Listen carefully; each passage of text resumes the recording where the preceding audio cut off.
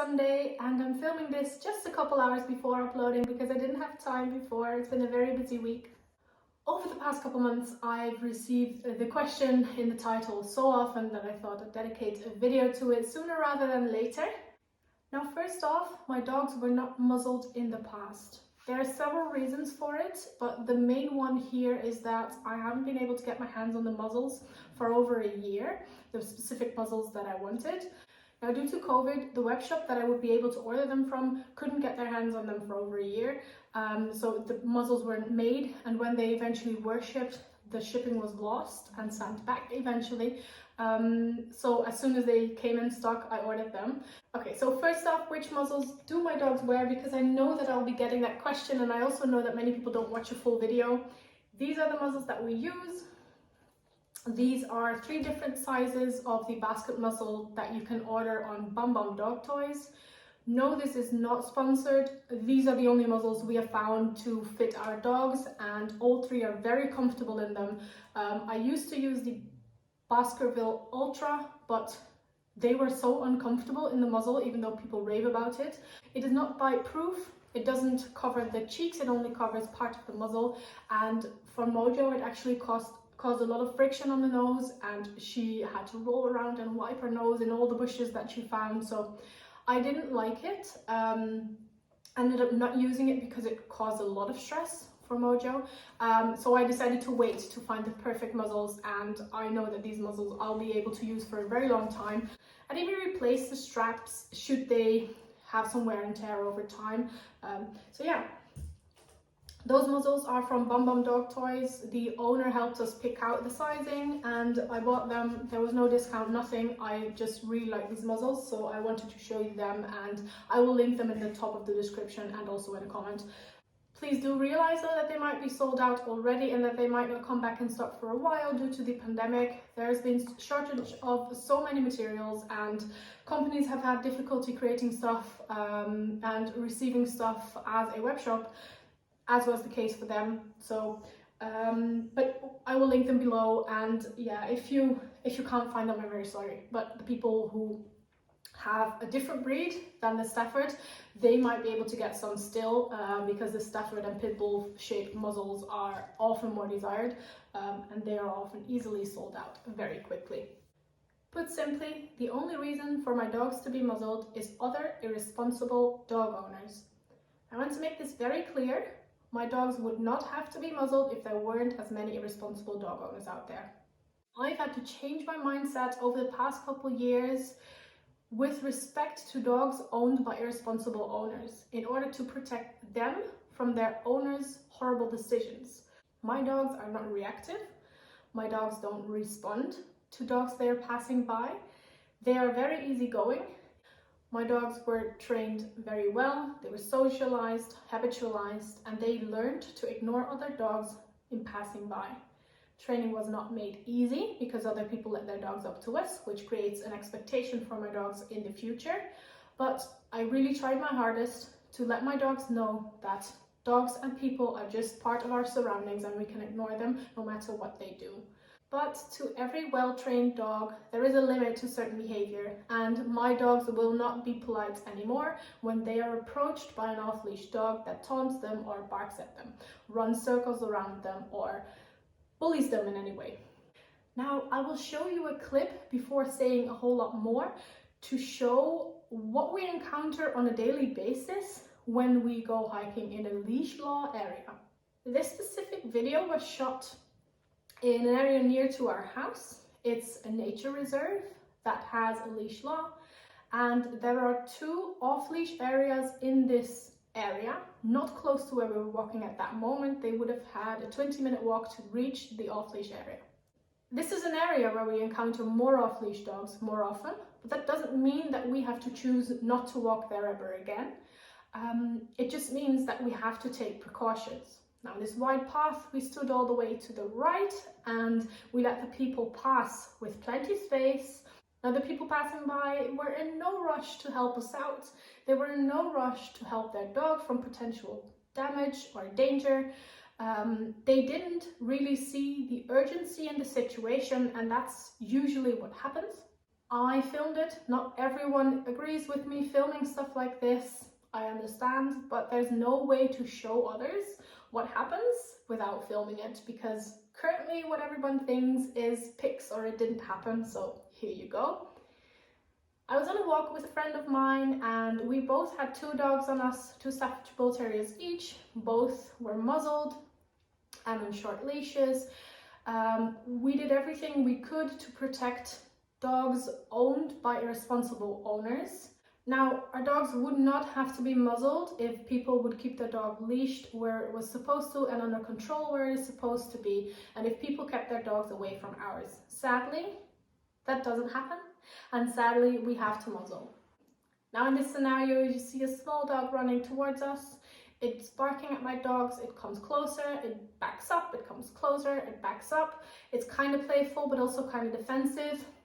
It's really taunting my dogs. Now, my dogs are reacting, as you see in this scenario, because they are taunted. The dog ran up to them, barked at them. It's not the type of behavior I would expect many dogs to be able to ignore or to accept. Even though this dog might look playful, I don't think it was. I think it was very insecure. It was acting defensive. It was also acting playful. It seemed like it was never properly habitualized and socialized, and it was just trying to interact in a way that it knew. And even though the dog is acting in a very annoying manner, it doesn't mean that the dog should suffer because of it. The dog clearly wasn't able to read my dog's body language, and that is sadly why many dogs are at risk of getting bitten, because the behavior they show basically shows my dogs that they are not understood and they are not heard. So the only thing my dogs have left is to use their jaws in order to protect themselves and to show that they are not interested. But sadly, if my dogs do so, they will bite a bit harder, and that's a very risky situation for the other dog. Now, stuff like this happens every single day, and some dogs are off lead and they have a recall. Some dogs do not. Some dogs are calmer and they just want to sniff, but my dogs do not want it. They simply are not interested in having an interaction on the leash. Venus here loves to play with dogs off the leash. Hunter and Mojo do not. And I'm aware of this, but I'm also aware that I have two dogs on a leash and I'm not able to pick them up high enough to protect others.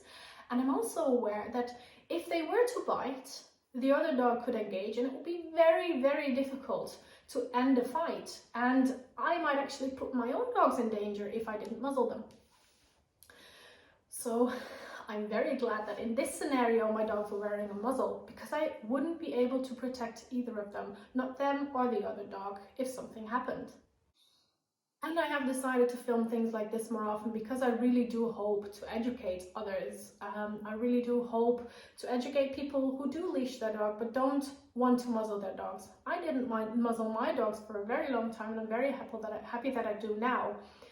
If I only walk Venus, sometimes I will decide not to put a muzzle on her. Sometimes I will decide to pick her up instead, because then I can just use my feet to keep the other dog away. But if I'm walking too, there is no way of protecting anyone around me. Now, my friend didn't only visit the area with me, she also went back again, I think a couple of weeks later. And on that entire day, she walked, I think, 2 hours, and she only encountered 2 leashed dogs. Now, keep in mind, half the people walking there have a dog on them. It's very busy. She was approached so many times. Now, in this scenario, we see a couple of dogs approaching them, and we clearly see that her dogs are uncomfortable, are trying to push the other dogs away. They can't bite because they have a muzzle, but the other dogs don't understand what my friend's dogs are saying. They don't understand the body language. They don't understand all the warning signals. Now, if these dogs were properly socialized, they would have realized that it was time to turn around and to stay away. They would have even realized that it wasn't safe to approach these animals, but the dogs don't know. The dogs wouldn't even have to be able to make that decision on their own if they were leashed, but that's beside the point here, clearly, because all the dogs are off leash. So this happens a lot. This happens so often. And if I were to have a very friendly golden doodle, or if I were to have had a very friendly, whatever, you name it, there are very, very friendly dogs out there. I might have not had the same opinion on this situation, because nothing might ever turn into a very stressful situation to an unexperienced person's eye. But I see all the stress signals and I see all the danger that can happen, and especially owning dogs like these that are feisty, that were bred for the sports, that were initially bred to fight other dogs. Situations like these show me how dangerous it can be to walk a dog without a muzzle. Now, of course, the actual solution here would be to have other dogs leashed where they're supposed to be. You can take your dogs off leash if they are able to do so, but do it in an area where they are allowed off lead. Because if you take your dog off leash in an area where you're not supposed to, then I basically can't walk there anymore without using a muzzle, because I put your dogs in danger by entering the area. But I don't do it because of my dog's existence. I don't do it because I take my dogs, but I do it because I know that other people won't follow the rules. Now, to be clear, I know that in the UK and also in Ireland, I believe there is a dogs under control law in the entire country, meaning you can take them off the lead if you think your dog listens well enough. That's not the case here. You can't take a dog off lead if you think they're under control. And that's another point, is we encounter quite a few people who have an off-lead dog that does listen, who have an off-lead dog that is recalled and stays in a heel when passing. But I don't know that in advance. So if I call out in a friendly manner, I say, hey, could you keep your dog close? Or hey, could you leash your dog for me? People 9 out of 10 times respond in a very defensive manner. They will either say, mind your own business. They will say, my dog doesn't do anything, my dog is friendly. And while that is all fine, I can't see that. I can't smell what your dog will do. And most often off-leash dogs do approach me. So I would ask people to please be respectful when people ask you to leash their dog where it's required. And if your dog can't do it, if your dog can't ignore every single thing, keep a leash on it. If you're not going to act when you see something around you, like wild animals or other dogs, keep your dog on a leash. It will be such an easy decision to have all dogs leashed. And every time I am in a scenario like this, I will usually just stay quiet and eventually say, hey, that leash might not be such a bad idea, would it? And people get very offended by that. And I mean, yeah, it's not the nicest thing to say, but maybe it will make them think twice the next time. Probably not, but yeah. Now, what I often hear is, but I won't put a muzzle on my dogs even though they are aggressive, because they won't be able to defend themselves. No, your dog won't be able to defend itself, but ask yourself this. If a big, strong dog were to approach, it would only sniff your dog and your dog would growl and bite to protect itself. The other dog can bite back. The other dog might not have bitten back if your dog didn't bite. Now both dogs are biting, both dogs are fighting, and you're on your own because the other owner is not as responsible as you were because they didn't leash their dog. Now what are you going to do? Think about that for a second. How are you going to resolve this fight? You have an off-leash dog, you have your own leash dog, you have 2 sets of jaws going around. Would you be able to take both dogs away from one another? I don't think you would be, especially if both dogs are very strong, and especially if the other one has no clue what to do, and that's usually the case. You will risk other people trying to kick your dog in order to save their own, even though it was their own fault. If you muzzle your dog, there is no need to take action on your dog. The only thing you have to do is hold the leash. And you have all your time and space to get the other dog off of yours. You are the one who has to defend your dog. Your dog doesn't have to do that for you. And if you don't muzzle your dog and it does end up in a fight, chances are it would suffer a whole lot more damage than if it were muzzled, because it will be able to keep the fight going. And especially if it's a Stafford or a Shepherd, a breed that is bred to use their mouth to hold on, it can be a whole different and difficult scenario to get that dog to stop fighting. And as long as your dog stays fighting, the other dog will try everything in their power to get away and to defend itself. So the damage usually is a whole lot bigger if you don't take the responsibility and if you don't use a muzzle. And I have been super stressed in the past walking my dogs simply because I didn't have a muzzle on. And even though I know that my dogs being approached still has an effect on their training and on their expectations for passing by dogs in the future, I do know that they cannot do damage to whatever they encounter and that the chances of a big fight are decreased immensely. And it feels a lot safer. Now we're still raising Hunter to ignore other dogs, so if a dog approaches us, we're quite bummed because it means that he will have an increased expectation and a different emotion every single time it happens in the future. If he is approached by one dog, he will be on high alert for the next 5 dogs we encounter until he realizes that not every single dog approaches him. And the muzzle won't help with that. The muzzle is not a training tool. It's just a way to protect your dog and other dogs from dangerous scenarios, dangerous situations. Now, if you walk one dog and you know that your dog bites and you choose not to muzzle them, I respect that. I understand. I really understand that you don't want to adjust and adapt to people who are irresponsible, because in this case, there is no muzzle law for our dogs in this country.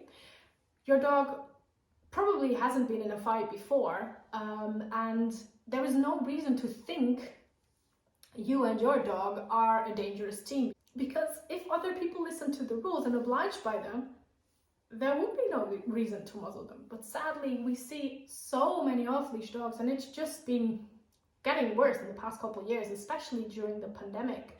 And I think that eventually, if you have been in such a situation, you might be inclined to muzzle, more inclined to muzzle, because you realize how much damage your dog can suffer if you're not able to stop the fight. And it's not that difficult to stop a fight if there's only one dog biting. But if there's 2 or 3 dogs fighting and they're all able to bite, I wish you all the luck, because you're gonna need it. Now, I don't yet muzzle my dogs here around our house. I don't yet muzzle my dogs if we enter villages, but I do it in forests and every nature area that we go in, when we go on hikes and stuff. And I do this because that's the areas I would expect people to take their dogs off lead more easily, more frequently. Sadly though, there are more and more off-leash dogs around my house. We have dogs flying into our front garden because they're playing fetch and the owner doesn't watch where they throw the ball. I've had interactions on my front porch because people didn't really care about keeping their dogs on a short flexi lead in front of other people's doors. It's not that difficult, guys. It's not that difficult. I try to put it lightly, but it's not that easy in a video like this. Yeah, my dog's unmuzzled and it will stay that way. And we might muzzle them more in the future. We might muzzle them everywhere. I don't know, they're comfortable in them. You will see a training video in the future. They're very comfortable in them. As you will also have seen in clips that we shared this video. But yeah, man, I wish it wasn't necessary. I wish. But it will stay this way. People don't learn. People don't care. Yeah, it's the world, isn't it? All right, I have said enough. I hope you guys have learned a thing or two. I hope you guys respect my decision to muzzle my dogs. I do understand that some people will say, I wouldn't muzzle my dogs. It's other people's responsibility. Yes, it is, but no, it isn't. I hope that makes sense. I tried to do the best I can, and oh man, I should have done that much sooner. I didn't. I wish I did.